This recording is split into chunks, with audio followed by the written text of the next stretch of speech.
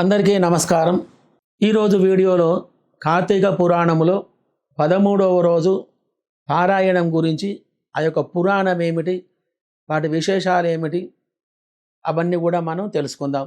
విష్ణుమూర్తి దూర్వాసునితో అంటున్నాడు, బ్రాహ్మణుడవైన నీ పట్ల అపచారం జరిగిందన్నటువంటి తపనతో ఆ అంబరీషుడు విచారగ్రస్తుడై రాజోపవిష్టునిలాగా బ్రాహ్మణ పరివేష్టితుడై విచారిస్తూ ఉన్నాడు.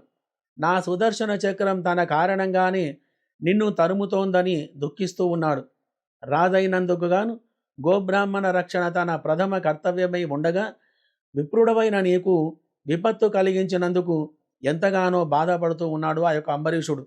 రాజు దండనీతితోనే ధర్మపాలనము చెయ్యాలి, కానీ బ్రాహ్మణుని మాత్రం దండించకూడదు. బ్రాహ్మణో బ్రాహ్మణైరేవ నిహ్రాగ్యో వేదవాదిభిః సత్యధర్మాది నిరతైః లోభదంభ వివర్జితైః.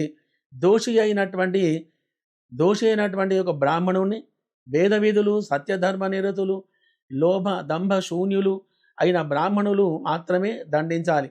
బ్రాహ్మణుడు పాపమును చేసి ప్రాయశ్చిత్తమును చేసుకోనప్పుడు ధనహరణము లేదా వస్త్రహరణము, స్థానభ్రష్టత్వము మొదలైనటువంటి విధులతో బ్రాహ్మణులు ఉన్నప్పుడు ఆ యొక్క బ్రాహ్మలే అతన్ని శిక్షించాలి తప్ప రాజు శిక్షించకూడదు.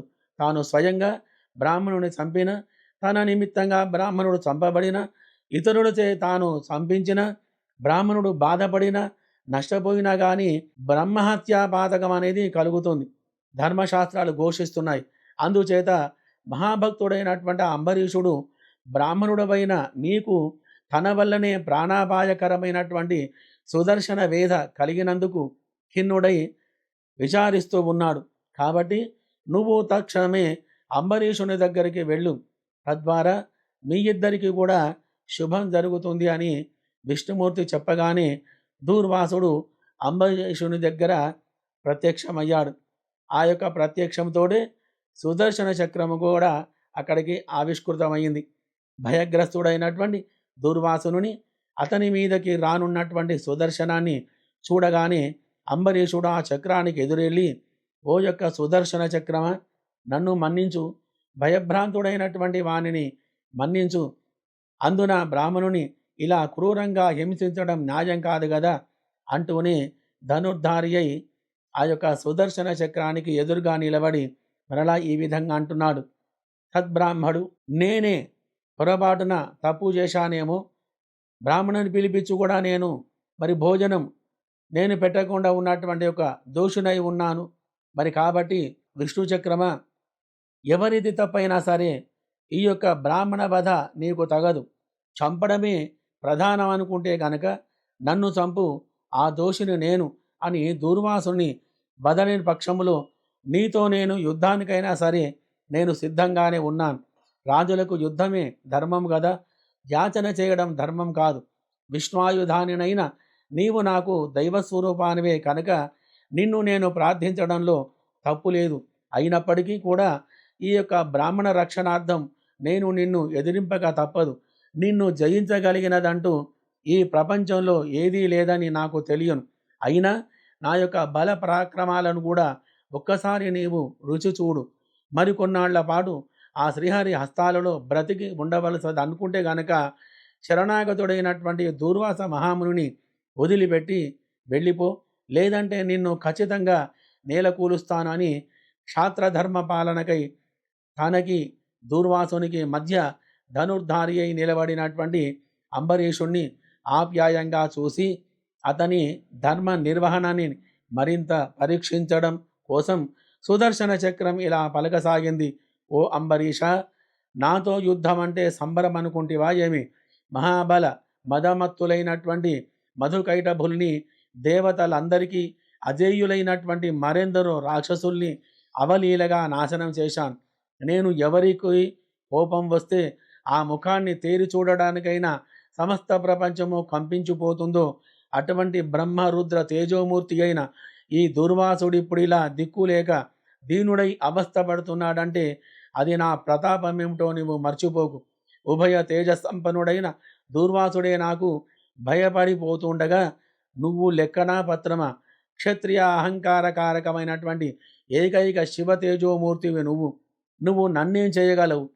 క్షేమం కోరుకునేటువంటి వాడు బలవంతుడితో సంధి చేసుకోవాలే గాని ఇలా యుద్ధానికి దిగి నాశనం కాకూడదని చెప్పని విష్ణు భక్తుడివి. కాబట్టి ఇంతవరకు నిన్ను సహించాను. లేనిపోని బీరాలకు ప్రగల్భాలకు పోయి వృధాగా ప్రాణాలను పోగొట్టుకోకు.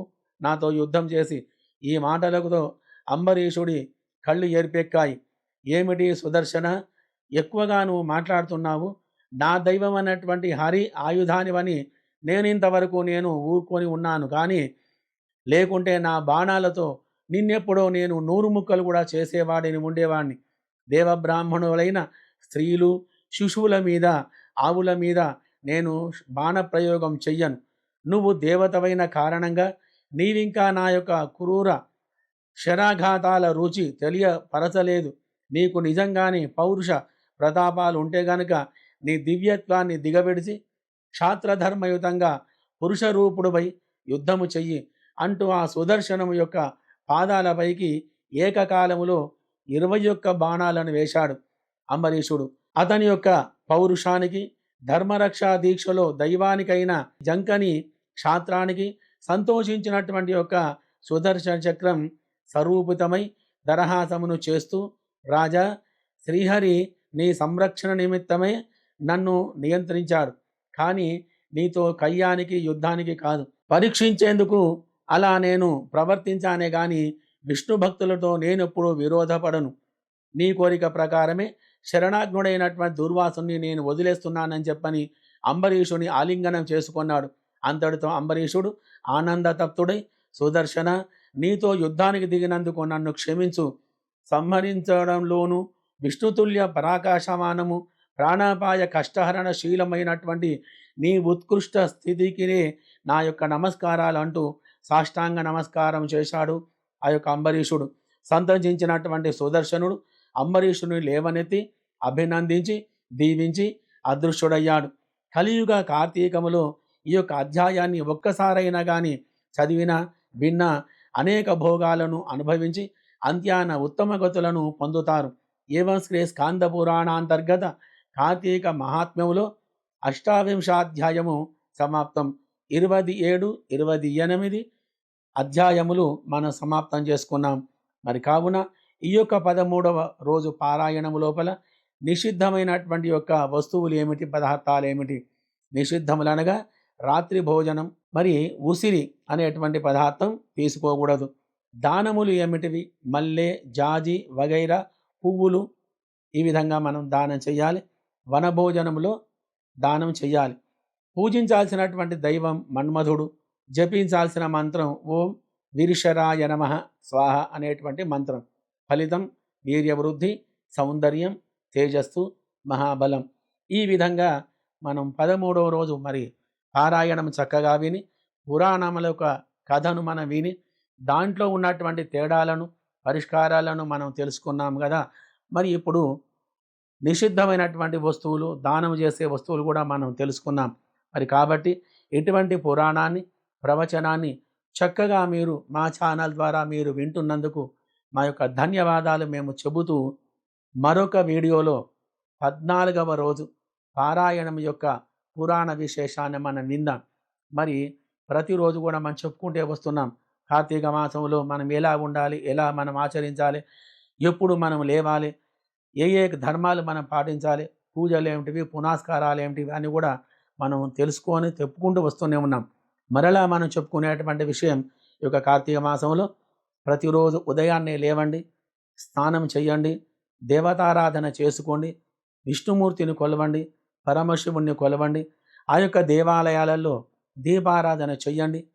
పుణ్యం అనేది లభిస్తుంది, పాపాలన్నీ కూడా తొలగిపోతాయి.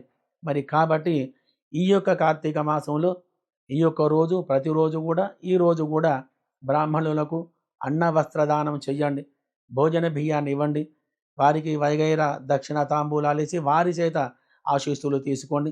పేదవారికి అన్నదానం చేయండి, వస్త్రాలు లేని వారికి వస్త్రాలను ఇవ్వండి. ఈ విధంగా ప్రతిరోజు కూడా కార్తీక మాసంలో ఏదో మీకు తోచిన విధంగా సహాయ సత్కారాలు చేస్తూ మీరు మంచిగా సుఖంగా ఉంటూ శివ సాయుధ్యాన్ని, విష్ణు సాయుధ్యాన్ని మీరు పొందగలరు. మరి కావున ఇటువంటి యొక్క ప్రవచనాన్ని, ఈ యొక్క పురాణాన్ని మీరు విని తరించినందుకు వచ్చేటువంటి వీడియోలో 14వ యొక్క రోజు యొక్క అధ్యాయాన్ని మనం తెలుసుకుందాం. అంతవరకు మా యొక్క వీడియోను మీరు చూస్తూనే ఉండండి. ఈ యొక్క వీడియోను మీరు చూసి లైక్ చేయండి, షేర్ చేయండి, సబ్స్క్రైబ్ చేసుకోండి. ప్రతిరోజు యొక్క పురాణాన్ని మీరు శ్రద్ధగా వినండి. అందరికీ మంచిది. పరమశివుని యొక్క అనుగ్రహం అనేది మీకు కలుగుతుంది. సర్వే జనాః సుఖినో భవంతు. శుభం భూయాత్.